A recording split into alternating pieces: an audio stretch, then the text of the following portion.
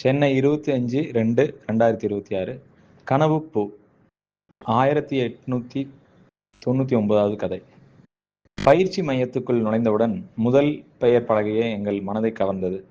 தாவரங்கள் கிட்டத்தட்ட 60க்கும் மேல் அடையாளம் காணப்பட்டு பெயர் சூடிக்கொண்டு எங்களோடு பேசின.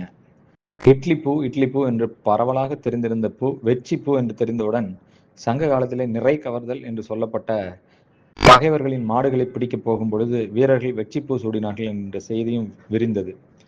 மன்னர் அதியமான் வெற்றிப்பூ சூடினார் என்று சொன்னவுடன் கூகுளிடம் கேட்டேன், தமிழர்களில் பண்டைய மூவேந்தர்களுக்கான அடையாளப்பூக்கள் 3 இருந்ததா, அதில் வெற்றி ஒன்றாக இருந்ததா என்று.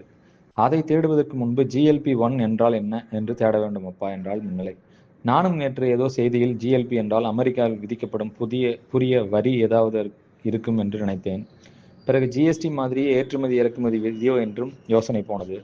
போன 1898வது கதையில வந்த கனவு குறித்த கட்டுரையில் பேராசிரியர் டெய்ட்ரி பேரட் என்பவர் கனவு காணும் மனது விழித்திருக்கும் மனது விதிக்கும் தணிக்கை தடைகளை தாண்டி சிந்திக்கும் என்று சொல்லியிருந்தார். அதற்கு முந்தைய கட்டுரை GLP-1 குறித்து இருந்தது. வீக் போன்ற பிரபலமான பத்திரிகைகளில் வருகின்ற கட்டுரை மேட்டர் கூட நம் பொது அறிவை எட்டவில்லையே என்று இடது மூளை இடித்துரைத்தது. உடல் எடையை குறைக்கும் மருந்து டயபெட்டிஸ் டைப் 2விற்கான மருந்துதான் அது. ஒபரா வின்ஃப்ரே மேடம் தன் தொலைக்காட்சி தொடரில் பாராட்டி சொல்லிவிட்டார் என்று தகவல்களை சேகரித்து மின்னலையிடம் காட்டினேன்.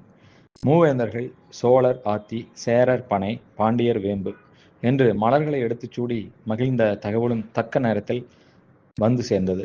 வெச்சி பூச்சூடி இயற்கையோடு ஏய்ந்து 1896ஆம் கதை சொன்ன ஐஸ்கிரீமும் சாப்பிட்டு சந்தோஷமாக வாழ்ந்தால் GLP-1 தேவைப்படாதோ என்னமோ.